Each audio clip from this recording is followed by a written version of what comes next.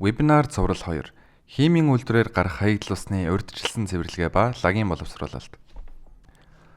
Уг вебинар цувралын агуулгыг авч үзвэл үйлдвэрийн бүлэг ба ангилал, түүний дотор химийн үйлдвэрийн хаягдл усны хэмжээ ба бохирдлын ачаалалд эзлэх хувь хэмжээ, химийн үйлдвэрийн хаягдл усны шинж чанар, хаягдл усанд тавигдах стандарт шаардлагууд, хаягдл усны бохирдлыг их үүсвэр дээр нь бууруулах арга замууд, үйлдвэрийн хаягдл усны цэвэрлэгээний аргууд, анхдагч цэвэрлэгээ, түүний зорилго, хэрэглэгдэх технологийн талаар, хоёр дахь цэвэрлэгээ, үйл ажиллагаа явуулдаг үйлдвэрийн жишг тооцоо, хог хаягдл ба лагийн менежмент.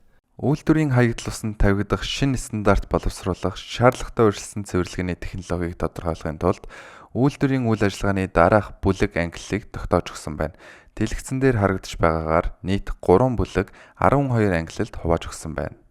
1-р бүлэгт 1-р ангилалд сүүсүүн бүтээгдэхүүн боловсруулах үйлдвэр, 2-р ангилалд согтууруулах ундаа ба ус ундааны үйлдвэр, 3-р ангилалд махан бүтээгдэхүүний үйлдвэр, 4-р ангилалд талах, чихэр, нарийн бовны үйлдвэр, 2-р бүлэгт 5-р ангилалд арьс шир боловсруулах үйлдвэр, 6-р ангилалд ноос угаах, боловсруулах үйлдвэр, 7-р ангилалд сүлжмэл, нэхмэл эдлэлийн үйлдвэр, 3-р бүлэгт 8-р ангилалд хуванцар, нийлэг эдлэлийн үйлдвэр, 9-р ангилалд цаас, картон, цаасан автангийн үйлдвэр, 10-р ангилалд эмийн үйлдвэр, 11-р ангилалд химийн үйлдвэр, 12-р ангилалд бусад үйлдвэрүүд болон худалдаа үйлчлэгээний газрууд багтана. Хүснэгтэд химийн үйлдвэрийн хаягдл усны дундаж хэмжээ болон бохирдуулах бодисын агуулмж, бохирдлын ачааллыг харуулж байна. Дундаж урсац гэдэг нь хоногт тухайн үйлдвэрээс ариутгах татваргын сүлжээнд нийлүүлж буй хаягдл усны дундаж хэмжээг илэрхийлнэ. Химийн хүчил төрөгчийн хэрэгцээ гэдэг нь усанд агуулгадж буй органик бохирдлыг химийн аргаар эсэлдүүлэхэд шаардлагатай хүчил төрөгчийн хэмжээг хэлдэг бол биохимийн хүчил төрөгчийн хэрэгцээ гэдэг нь усанд агуулгадж буй органик бохирдлыг бичил бит ашиглах буюу биохимийн аргаар эсэлдүүлэхэд шаардлагатай хүчил төрөгчийн хэмжээг тус илэрхийлнэ. Химийн үйлдвэрийн хаягдл усны онцлог шин чанаруудыг харуулж байна. Энэ ангилалд голчлон Улаанбаатар хотод үйл ажиллагаа явуулж буй савнгийн үйлдвэрүүд ордог. Зэрэгцээ урвал болон хоруу чанар зэргээс хамаарч органик галогены ачаалал их. Усан дуустдаггүй химийн хүчил төрөгчийн хэрэгцээ, урьдчилсан цэвэрлэгээ эсвэл жигдрүүлэх танк хоёрын аль нь хамгийн зөв сонголт эсэхийг урсацын хэмжээгээр тодорхойлно. Өндөр эрдэсжилттэй. Төв цэвэрлэх байгууламжид цэвэрлэх боломжгүй бөгөөд байгаль орчинд үзүүлэх хор нөлөө ихтэй химийн бодисууд. Бохирдлыг их усүр дээр нь урьдчилсан цэвэрлэгээж бууруулах арга хэмжээнүүдийг танилцуулж байна. Дайвар бүтээгдэхүүн үйлдвэрлэж ашиглах, хаягдл усыг цэвэршүүлж дахин ашиглах, эсвэл өөр үйл ажиллагаанд ашиглах боломжтой. Аюул багатай материалаар орлуулах, хортой химийн бодисын хэрэглэнээс татгалзаж, хор аюулын зэрэглэл багатай биозодролд ордог химийн бодисуудыг ашиглах. Усны менежментийн төлөвлөгөө, усны аудитэд үйлдвэрийн болон процессын урсгалын диаграм, усны массын балансыг боловсруулах, усыг үр ашигтай зарцуулах зорилт тавих болон усыг оновчтой ашиглах арга техникийг хэрэгжүүлэх зэрэг багтана. Бүтээгдэхүүний оновчлолын хувьд нийлмэл урьдчилсан цэвэрлэгээний процессуудыг хэрэглэх, технологи болон тоног төхөөрөмжийн хуваарлтыг оновчтой болгох шаардлагатай.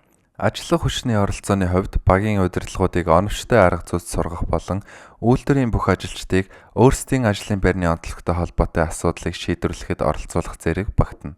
Хаягдл усны цэвэрлэгээний түвшин ба ариутгах татваргад нийлүүлэх чанарын стандартад үйлдвэрийн газрууд ариутгах татваргын төвлөрсөн сүлжээнд нийлүүлж буй хаягдл усны хэмжээ болон үйлдвэрийн ангиллаас хамаарч ялгаатай стандартыг дагаж мөрдөхөөр тусгаж өгсөн. Ахуйн хэрэглэнээс гарсан зөөврийн хаягдл ус хоногт 15 м3-ээс бага хаягдл ус гаргадаг үйлдвэрүүдийн хаягдл усанд ээлтэг түвшний цэвэрлэгээ хийж А хавсралтын А1 хүснэгтэд заасан стандартын шаардлагад нийцүүлэн ариутгах татваргын төвлөрсөн сүлжээнд нийлүүлнэ. Хэрэв үйлдвэрийн хаягдл ус нь ээлтэг цэвэрлэгээний дараа А1 хүснэгтэд заасан стандартын шаардлагыг хангаагүй бол L1 түвшний цэвэрлэгийг зайлшгүй хийхийг шаардна. Үйлдвэрээс хоногт гарах хаягдл усны хэмжээг үйлдвэрлэл явагдаж байх үед тогтооно. Зогсолт хийсэн хугацаа нь хаягдл усны эзэлхүүнийг бууруулах тул тооцоололд оруулахгүй. Хоногт 15 м3-ээс их хаягдл ус гардаг бол тухайн үйлдвэр L1 түвшний цэвэрлэгээ хийх шаардлагатай. Хоногт 240 м3-ээс их хаягдл ус гардаг бол тухайн үйлдвэр L2 түвшний цэвэрлэгээ хийх шаардлагатай. Хаягдл усны гаргалгааны шугам дээрх хаягдал усны тоолуураар бодит хэмжилт хийдэггүй тохиолдолд хаягдал усны эзлэх хүнийг хуульд заасны дагуу хангагч байгууллагатай байгуулсан гэрээ эрх бүхий байгуулахаар баталгаажсан тухайн үйлдвэрийн цэвэр усны тоолуурын заалтыг үндэслэн тооцно. Тухайн үйлдвэр нь өөрийн ангиллалд хамаарах цэвэрлэгээний байгууламжгүй бол хаягдал усыг L1 эсвэл L2 түвшний цэвэрлэх байгууламжид нийлүүлж цэвэрлэх шаардлагатай. Эрх бүхий байгууллагаас тусгаалan зааварчилаагүй бол ахуйн хаягдал ус энэ стандартын А хавсралтын А1 хүснэгтэд заасан шаардлагыг хангаж байгаа тохиолдолд хаягдал усаа урьдчилан цэвэрлэх үүргээс чөлөөлөгдөнө. Тэг 8, 12 дугаар ангиллал ашиглагч нь хоногт 15 м3-ээс их хэмжээтэй хаягдал ус зайлуулдаг бол А хавсралтын А1 хүснэгтийн шаардлагыг хангахуйц хаягдал ус гаргах урьдчилан цэвэрлэх байгууламжийг суйрлуулна. Ариутгах татваргын сүлжээнд нийлүүлэх ариутгах татваргын төвлөрсөн сүлжээний ашиглагчийн ангиллал тус бүрийг хаягдал усны дах бохирдуулах бодисын зөвшөөрөгдөх дээд хэмжээ ба физик үзүүлэлтийн дээд хязгаарыг дараах хүснэгтэд үзүүлэв. Стандартын А хавсралтын А1 хүснэгтэд тэг ангиллалын норматив утга ахуйн болон доорх үйлдвэрийн 12 ангиллалд хамаарахгүй ариутгах татваргын төвлөрсөн сүлжээний хэрэглэгч үйлдвэр үйлчилгээний байгууллагууд аж ахуй нэгжүүдэд хамаарна. Харин 12 ангиллалд багтаж буй үйлдвэрийн хувьд А1 хүснэгтийн умбуур бодис, химийн хэрэгцээт хүчилтөрөгч, биологийн хэрэгцээт хүчилтөрөгч гэсэн үндсэн 3 үзүүлэлтээс босод үзүүлэлтийг норматив утгыг мөн дагаж мөрдөнө. Химийн үйлдвэрүүдийн хаягдал усан тавигдах шаардлага нь стандартын А хавсралтын А2 дугаар хүснэгтэд өгөгдсөн ба ариутгах татваргын сүлжээ нийлүүлж буй хаягдал усны хэмжээнээс хамаарч өөр стандартыг дагаж мөрдөнө.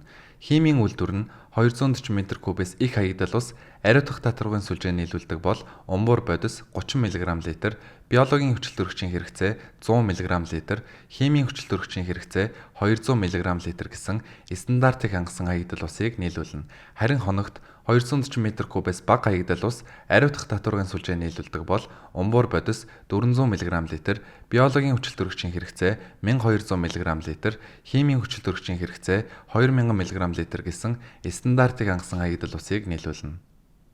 Үйлдвэрийн хаягдал усыг урьдчилан цэвэрлэх процесс нь дараах үндсэн 3 үе шаттай явагдана. Төвшин тэгд, механик цэвэрлэгээ буюу сараалж, шүүр, өөх тос зайлуулагч, тунгаагуур зэрэг цэвэрлэгээний аргууд багтана. Төвшин 1-д физик химийн цэвэрлэгээ буюу коагуляц, фоликуляц, фолитаз эсвэл анхдагч тунгаагуур, төвшин 2-д агаартай буюу агааргүй орчны биологийн цэвэрлэгээ, 2-дагч тунгаагуур эсвэл фолитаз зэрэг цэвэрлэгээний аргууд багтана. Нэмэлтээр хаягдал усаа дахин ашиглах шаардлагатай бол 3 дугаар төвчний цэвэрлэгээг хийж болно. Төвшин 3-д диск шүүлтүүр, картридж шүүлтүүр, идэвхжүүлсэн нүүрс, эсрэг осмос, ультра шүүлтүүр зэрэг аргуудыг ашигладаг. Үйлдвэрийн хаягдал ус цэвэрлэгээний аргыг үндсэндээ 3 хувааж болно. Үүнд биохимийн арга, физикийн арга, химийн арга, эдгээр цэвэрлэгээний аргуудыг ашиглан хаягдал усны дах гол бохирдуулах бодисыг зайлуулдаг ба бохирдуулагчдыг ерөнхийд нь органик ба органик бус, нэгдэл, эсвэл усанд уусдаг, уусдаггүй ба коллоид гэж ангилдаг. Био задралд ордог органик бохирдуулагчдыг усанд уусдаг бол биологийн цэвэрлэгээгээр, коллоид бол коагуляц, фоликуляцын аргаар, харин усанд уусдаггүй бол тунгаагуур, фолитаз болон шүүлтүүрээр цэвэрлэдэг. Био задралд ордоггүй органик бохирдуулагчдыг биологийн цэвэрлэгээр зайлуулах боломжгүй ба харин химийн эсэлдүүлэх болон адсорбцийн аргаар цэвэрлэдэг. Органик бус бохирдуулагч буюу азот, фосфор, хүхрийг биологийн аргаар цэвэрлэх ба нитрификац, денитификац болон фосфорыг зайлуулах процессуудаас бүрддэг. Мөн адсорбц болон ион солилцооны аргуудыг органик бус бохирдлыг цэвэрлэхэд ашигладаг. Сармагжуулах, редокс, тунцжуулах, коагуляц, фоликуляц зэрэг химийн аргуудыг хаягдал усны шинж чанараас хамааран нэмэлтээр ашиглаж болно. Хаягдал усны цэвэрлэгээний төрлүүдийг зориултыг дэлгэцэнд харуулж байна. Анхдагч цэвэрлэгээ нь тоног төхөөрөмжийн үйл ажиллагаанд гэмтэл учруулж болзошгүй том хэмжээний бохирдуулагчийг зайлуулах зорилттой бөгөөд гол төлөв физикийн процессууд байдаг. Мөн хаягдал усыг дараагийн шатанд цэвэрлэгээнд бэлдэж өгдөг. Хоёр дахь цэвэрлэгээ нь цэвэрлэгээний процессын үндсэн хэсэг буюу биологийн цэвэрлэгээний шат юм. Органик нэгдлүүд азот, фосфор зэрэг гол бохирдуулагчийг зайлуулах зорилттой. Гурав дахь цэвэрлэгээ нь цэвэрлэгээний эцсийн шат бөгөөд цэвэрлсэн хаягдал усаа дахин ашиглах эсвэл байгальд нийлүүлэх зорилттой физик ба химийн процесс юм. Анхдагч цэвэрлэгээний механик төхөөрөмж, шугам хоолойг бөглөрөх, гэмтгээс хамгаалах, биологийн цэвэрлэгээний үр дүнтэй үйл ажиллагааг хангах, биологийн цэвэрлэгээнд органик бохирдлын ачааллыг бууруулах, цэвэрлэх байгууламжийг хэд их ачаалттай ажиллахаас урьдчилан сэргийлэх зорилттой. Анхдагч цэвэрлэгээний шатанд дараах цэвэрлэгээний аргууд багтдаг. Үүнд сараалж шүүлтүүр, элс баригч, тунгаагуур, өөх тос баригч, саармагжуулагч, тунгаагуур, жигдрүүлэх сан. Та бүхэнд анхдагч цэвэрлэгээний тэг түвшинд ашигладаг технологиудыг танилцуулж байна. Анхдагч цэвэрлэгээнд ашигладаг үндсэн технологи нь сараалж болон шигшүүр юм. Уг технологийн зорилго нь том ширхэгтэй хатуу хэсгүүдийг зайлуулах, тоног төхөөрөмжийг хамгаалахад оршдог. Үйлдвэрийн хаягдл усыг цэвэрлэхэд олон төрлийн сараалж төхөөрөмжүүдийг ашигладаг. Тухайлбал хаваа самгчтай сараалжийг том хэмжээтэй хатуу хог хаягдлыг шүүж цэвэрлэхэд ашигладаг ба энэ нь гар болон автомат ажиллагаатай байж болно. Хүрдэн сараалж хатуу бодисыг салгахад нарийн тор эсвэл нүхтэй автан бүхий эргдэг хүрд ашигладаг ба хаягдл ус барабан хүрдэн дундуур урсах үед хатуу бодисыг сараалжны гадаргуу дээр баригдаж дараа нь механик цэвэрлэгээний аргаар цэвэрлэнэ. Тухайн доног төхөөрөмжийн ажиллах зарчмыг дэлгэцээр харуулж байна. Элс баригч систем. Үйлдвэрийн хаягдл усны элс баригч систем нь ихэвчлэн хаягдл уснаас элс шорог салгах, зайлуулах төрөл бүрийн механизмтай байдаг. Энгийн сараалж эсвэл флотатор системийг ашигласан илүү дэвшилтэт систем гэх мэт хэд хэдэн төрлийн процесс байдаг. Элс баригч системийн үндсэн ажиллах зарчим нь хүндийн хүчийг салгах хүч болгон ашигладаг юм. Өөх тос баригч буюу хамагч нь хаягдл уснаас өөх тосыг салгаж ялгах зорилттой. Энэ нь бөглөрөл болон бусад асуудал үүсэж болзошгүй өөх тосыг ариутгах татваргын сүлжээнд орохоос өмнө сэргийлдэг. Өөх тос баригч хамагчийг ажиллах зарчимд ихэвчлэн дараах үйл ажиллагааг багтаадаг. Өөх тос зайлуулагч. Өдөөгдсөн агаарын флотац. Ихэвчлэн флотац суурилсан хатуу бодисыг зайлуулахад ашигладагч өдөөгдсөн агаарын флотацд системийг элс шорог зайлуулахад бас ашиглаж болно. Хаягдл ус руу жижиг агаарын бөмбөлгүүд оруулж хөнгөн органик хатуу бодис болон зарим нунтаг элс шорог наалдуулна. Хөвөгч хатуу бодисуудыг усны гадаргуу дээр хөвөн гарч ирэхээр хамж цуглуулах замаар цэвэрлэгээ хийгддэг. Харин одоо анхдагч цэвэрлэгээний 1-р түвшинд ашиглагддаг технологиудыг танилцуулъя. Жигдрүүлэх сан. Уг технологийн зориулт нь үйлдвэрийн хаягдл усыг хадгалах, буфер эсвэл жигдрүүлэх сангууд нь хаягдл усны урсцыг зохицуулах, хаягдл усан дах бүх уус аггүй бохирдуулагч бодисыг сайтар холих зориулттай. Эдгээр сангийн ажиллах зарчим нь хаягдл усны урсгалын хурд, найрлага, pH-ийн өөрчлөлтийг тэнцвэржүүлэх зорилготой бөгөөд мөн үйлдвэрийн хаягдл усыг дамжуулах болон дараагийн шатны тусгай байгууламжид цэвэрлэгээ хийхээс өмнө түр хадгалах зорилттой. Анхдагч тунгаагуур нь тунгаах хурд, лагийн гүн, булангарын түвшнийг хэмжих замаар тунгаах ажиллагааны үр дүнд хяналт тавьж, үйл ажиллагаатай холбоотой аливаа асуудлыг тодорхойлж, засарч залруулах арга хэмжээ авах зорилттой цэвэрлэгээ юм. Дэлгэцэн дээр анхдагч тунгаагуурын төрлүүдийг харуулж байна. Дугуй хэлбэртэй тунгаагуур, тэгш өнцөг хэлбэртэй тунгаагуур, ламела тунгаагуур, анхдагч тунгаагуурын үйл ажиллагааны явцад дараах асуудлууд үүсч болдог. Усны хангамж нь насосоор биш гравитацийн хүчээр урсдаг байх, лагийн зайлуулалт хангалтгүй байх, гидравлик хит ачаалал үүсэх, хэрэв лаг суух хугацаа хэд урт байвал ферментжүүлэх эсвэл денитрофикацийн процесс явагдах эрсдэлтэй. Флотац явагдсны улмаас лаг хөвөн гарч ирэх боломжтой. Халих суваг хаалтаар тоноглогдоогүй байх. Коагуляц, фолликуляцийн процессын үед мөн хаягдл усны булангар нь өнгийг бууруулдаг. Коллоид болон органик бодис зэрэг жижиг хэмжээтэй уусаагүй холцын тогтворгүй байдал, бөөгнөрл нь хаягдл усны булангарыг арилгах өнгийг багасгахад нөлөөлж цэвэр тунгалаг өнгөтэй цэвэрлэгдсэн ус гардаг. Коагуляцийн процесст дараах процессууд багтана. Гадаргуугийн цэнгийг эсрэг цэнэгтэй химийн бодис ашиглан саармагжуулах. Жижиг хатуу хэсгүүд холбогдох гүүр үүсгдэг ба нэмсэн химийн бодис нь төрөл бүрийн коллоидуудыг нэгэн зэрэг шингээж авдаг. Коллоидуудыг барьж тунцжуулахдаа төмрийн хлорид зэрэг коагулянт ашигладаг. Тунцжуулалтын үед коагулянт нь бусад бохирдуулагчтай хамт тунцжиж эсвэл коллоидууд флок болгон барьдаг. Коагулянтын 2 төрөл байдаг. Органик бус коагулянт дараах химийн бодисууд багтана. Төмрийн хлорид 40%, техникийн уусмал, хөнгөн цагааны сульфат, хөнгөн цагааны хлорид, поли хөнгөн цагаан хлорид гэх уусмлуудаар хангагдсан байдаг бол органик коагулянтад дараах химийн бодисууд багтана. Азот суурьтай, катионит, полиэлектролит. Тааны хүчил гэх уусмлуудаар хангагдсан байна. Саармагжуулах технологийн хувьд pH-ыг нэмэгдүүлэхийн тулд түүхий шохой, шохойн сүв, натрийн гидроксид, натрийн карбонат гэх химийн бодисуудыг хэрэглэдэг. pH-ийг бууруулахын тулд нүүрс төрөгчийн давхар эсэл, хөхрийн хүчил, азотын хүчил, давсны хүчил гэх мэт химийн бодисуудыг хэрэглэдэг. Шохойгоор сармжуулах технологийн хувьд өндөр чанартай шохойн сүүн pH-ийг нэмэгдүүлэхэд илүү үр дүнтэй байдаг учраас pH-ийг нэмэгдүүлэхэд бага түн шаардагдана. Хэрэгцээгүй олон бодис нэмэх шаардлагагүй. Лагийн хэмжээ буурна. MNS 6738 2018 стандартын дагуу 90-95% цэвэр шохойг хэрэглэнэ. Фоликуляцийн полимер сонгох зөвлөмжүүдээс дурдвал органик бус лагийг зайлуулахад ихэвчлэн анионы полимер шаардлагатай. Органик умбуур бодисыг зайлуулахад ихэвчлэн катионы полимер шаардлагатай. Умбуур бодисын агуулмж нэмэгдсэн үед полимерийн тунг нэмэгдүүлэх, усан дуустдаггүй жижиг хэсгүүдийн хэмжээ буурах үед полимерийн тунг нэмэгдүүлэх, хаягдал ус цэвэрлэх, полимер бэлтгэх. Лагийг боловсруулах болон фоликуляцийн процесс тохиромжтой полимер ашиглах нь маш чухал юм. Полимер ус малыг бэлтгэхэд ашигладаг ус бас чухал байдаг. Ихэнх тохиолдолд эрдэсгүйжүүлсэн цэвэршүүлсэн ус хэрэглэдэг бол зарим тохиолдолд гүний худгийн усыг ашиглаж болдог боловч усанд тодорхой ионууд эсвэл холцууд байгаа нь бодит цэвэршүүлэх явцад полимерийн үр дүнд сөргөөр нөлөөлдөг. Анхдагч цэвэрлэгээний бас нэгэн ашигладаг технологи нь флотац юм. Тэгвэл уг технологийн зарчим болон хэрэглээг танилцуулъя. Лагийн бөөгнөрөл эсвэл умбуур бодис дундуур маш жижиг хэмжээний хийм бөмбөлгүүд нэвтрүүлж, нэгтрэлийг нь бууруулж, коагуляц, фоликуляцийн аргыг ашиглан цэвэрлэгээ хийдэг. Физик химийн аргаар лагийг зайлуулах, коагуляц, фоликуляц, идэвхжүүлсэн лагийг салгах, цэвэрлэгээний дараах шатуудад умбуур бодисыг зайлуулахад ашиглана. Лагийг хөвүүлэн баяжуулах процесс дэх бичил хөөс. Микро бөмбөлгүүд нь лаг хөөсний нийлбэр үүсгэн лаг хөвүүлэн баяжуулахад чухал үүрэг гүйцэтгэдэг. Микро бөмбөлгүүд нь лаг хөөсний нийлбэр үүсгэн лаг хөвүүлэн баяжуулахад чухал үүрэг гүйцэтгэдэг. Бичил бөмбөлгүүд нь маш жижиг хэмжээтэй бөгөөд 50 микрометрээс 1 мм хэмжээтэй флокуудад наалдаж чаддаг.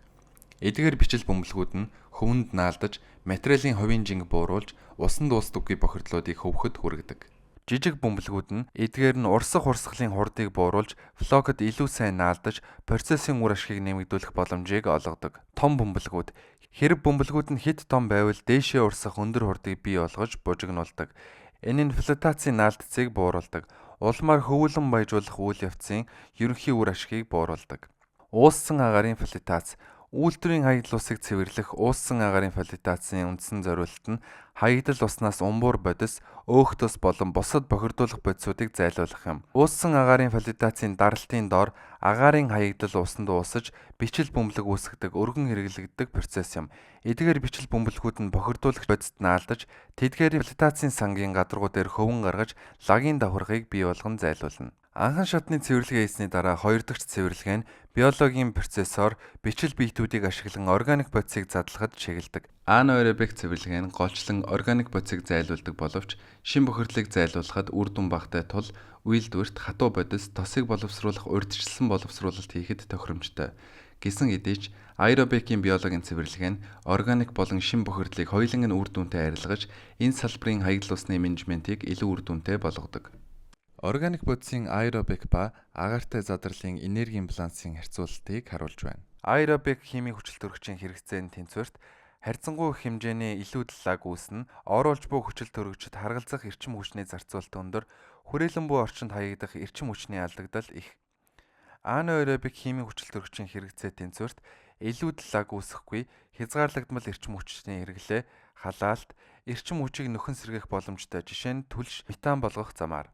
Аэробик биологийн цэвэрлэгээний онцлогуудад хүчил төрөгчийг шаардлагатай эрчим хүчний хэрэглээ өндөр, ачаал багатай, температурын хүрээ 10-аас 40 Цельсийн градус, шин бохирдлыг зайлуулах шаардлага үүсдэг. Аэробик биологийн цэвэрлэгээний идэвхжүүлсэн лагийн тухай ойлголт. Ууссан хүчил төрөгчийг агуулсан үед аэробикийн нөхцөл бүрэлдэнэ. Энэ үе шатанд органик бодисын биологийн эсэлтэлт явагдах бөгөөд нитрификац буюу аммонийн нитрат болон хувиргана. Агааржуулах сан буюу агааржуулах бүсийг ашигладаг бөгөөд агааржуулах замаар ууссан хүчил төрөгчийг хангадаг. Нитрификацийн процессор аммониак, нитрат, дараа нь нитратыг денитрификацийн процессор азот болгон хувиргадаг. Хэрв биомасс болон нитрат болгон хувиргахад органик бодис хангалтгүй байвал нүүрс төрөгчийг нэмж өгөх шаардлагатай. Хаягдал ус цэвэрлэх агааржуулалтын систем. Агааржуулалтын систем биологийн цэвэрлэгийг дэмжихийн тулд хүчил төрөгчийг хаягдл усанд оруулдаг. Гадаргуугийн агааржуулагч нь ус руу агаар татах замаар босоо хөдөлгөөнийг бий болгодог. Энэ нь ус ба хүчил төрөгчийн хоорондох холбоог ихсгэж, агаарт ус засаж, дунд зурган дээр харагдаж байгаа шиг усны долгиог үүсгэдэг. Тийрэлтэт аэротрууд нь агаарыг доод хэсэгт спираль хөдөлгөөнөөр шахдаг. Холих агааржуулалтын энэхүү хосол нь реактор эсвэл нуур дахь үхмэл бүсгүүдээс сэргийлж, жигд боловсруулалтыг хангаж, лаг хоримтлагдахаас сэргийлдэг. Нарийн хөөстэй агааржуулалтын систем. Нарийн хөөстэй агааржуулалтын систем нь хүчил төрөгчийг зөв нэвтрүүлэхийн тулд савны ёроолд агааржуулагчийг байрлуулдаг. Зүүн талын зурган дээр харагдаж байгаа савны ёроолд байрлах агааржуулалтын диск нь нарийн бөмбөлгүүдийг ялгаруулж, усны долгион үүсгэж, бөмбөлөг болон бичил биетний хооронд холбоо тогтоож маш үр дүнтэй болгодог. Лагийг ялгах 3 төрлийн арга байдаг. Сонгодог арга, тунгаах. Лагийн чанараас хамаарсан цэвэрлэгээний үр дүн бөөгнөрсөн лагтай холбоотой асуудал үүсч болно. Альтернатив арга, флотац, ууссан агаарын флотац. Сүүлийн арга, мембран шүүлтүүр. Мембрант биореактор буюу MBR. Мембрант биореакторын тохиргоо. Үйлдвэрийн хаягдл ус цэвэрлэх мембран биореакторын гол зорилго нь хаягдл усыг дээд зэргийн чанартай үр ашигтай цэвэрлэхэд оршино. Мембрант биореакторын идэвхт лагийн ажиллагаа бүхий биологийн цэвэрлэгээ мембран шүүлтүүрийн технологиг хослуулдаг. Мембран биореактор нь ажиллах зарчмын хувьд идэвхт лагийн ажиллагаа биологийн цэвэрлэгийг мембран шүүлтүүрийн технологитой хослуулах явдал юм. Мембрант биореактор систем нь биореактор, мембран шүүлтүүрүүд, хатуу шингэнийг ялгах систем гэсэн үндсэн 3 хэсгээс бүрдэнэ. Химийн үйлдвэрийн хаягдл усны шин чанар нь бүтээгдэхүүний төрөл, үйлдвэрийн технологиос хамаарна. Хувцас сэтлэлийн болон машин угаалгын саван үйлдвэрлэдэг үйлдвэрийн хаягдл усанд агуулгадаж болох бохирлын нийтлэг үзүүлэлтүүд болон тэдгээрийн хэмжээг доор харуулв. Уг үйлдвэр нь өөх тосыг дахин боловсруулж, хотын төвлөрсөн дулааны шугам сүлжээнээс эрдэсгүйжүүлсэн усыг авч ашигладаг. Уг үйлдвэр нь өөх тосыг дахин боловсруулж, хотын төвлөрсөн дулааны шугам сүлжээнээс эрдэсгүйжүүлсэн усыг авч ашигладаг. Дэлгэцэн дээр хаягдл усны хэмжээ болон бохирлын ачааллыг тоо мэдээллээр гаргаж ирсэн байна. Онцгой бохирдуулах бодис агуулгаагүй ангилал 11-ийн хувьд ээлтэг төвшний цэвэрлэгээ их шаардлагатай боловч бохирдол нь тэг ангиллаас хэтэрсэн тохиолдолд ээлнэг төвшний цэвэрлэгээг хийнэ. Хөрөнгө оруулалтын зардалын тооцоог задлж үзвэл инженерийн байгууламж шинээр суурилуулах шаардлагатай эсхээс хамаарч хөрөнгө оруулалтын зардлыг дунджаар 60 мянган Америк доллар гэж тооцох боломжтой. Энэ төрлийн үйлдвэрийн байгууламжийн зардлын жишээг энд үзүүлв. Нийт хөрөнгө оруулалтын зардалд тээвэрлэлт, угсралт, цахилгаан, багаж хэрэгсэл, судалгаа, мөн хяналт тавих, туршилт, тохируулга хийх ажилтнуудын зардал багтсан байх ёстой.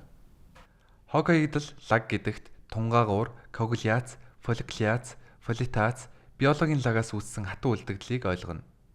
Урьдчилан цэвэрлэх байгууламжийн үр ашигтай ажиллагааг хангахын тулд тусдаа хог боловсруулах компанитай хамтран ажиллаж хаягдлыг тогтмол зайлуулж байх шаардлагатай. Лагийг усгүйжүүлэх процесс нь хэд их хэмжээтэй лагийг тээвэрлэхээс зайлсхийх стандарт арга юм. Гэхдээ зардал ихтэй. Усгүйжүүлсний дараа үйлдвэрийн ангиллаар тооцсон лаг үйлдвэрлэл ихэвчлэн 20% хувь ашилттай лагийг үүсгэдэг. Лагийн боловсруулалтыг лагийн хэмжээг бууруулах болон лагийг багасгах, докторжуулах гэсэн 2 үе шатад хувааж үздэг. Сүүлийн үе шатад газар шороонд ашиглах, хөдөө аж ахуй, дэд бүтцэд, шатаах, лагийг булах, дахин сэргээж ашиглах. Лагийн боловсруулалтын орчин, химийн орчин, органик бус орчин, органик орчин гэж ангилна. Лагийн боловсруулалтын гравитацийн өтгөрүүлэгч биологийн лаг нь 20-с 40 кг хуурай бодис агуулдаг бол эрдэс лаг нь 100-аас 200 кг хуурай бодисыг агуулдаг байна. Лаг боловсруулалтад механик өтгөрүүлэгчийг мөн ашиглаж болдог. Энэ процесст ус зайлуулах тавцан эсвэл зайлуулах хүрдийг ашигладаг. Ус ба лагийг үр дүнтэй ялгахын тулд полимер нэмдэг ба 5-аас 7% хувь ашилттай биомассыг үйлдвэрлэж гаргадаг нийлмэл процесс юм. Лаг боловсруулалтын усгүйжүүлэх технологи. Хамгийн түгээмэл ашигладаг 3 технологийн хувьд тууцан пресслэгч, хавтан пресслэгч, декантер центрифуг. Үлдэгдэл хуурай бодисын хэмжээ 15-аас 40% байдаг. Анхаарал тавьсан явдалд баярлалаа.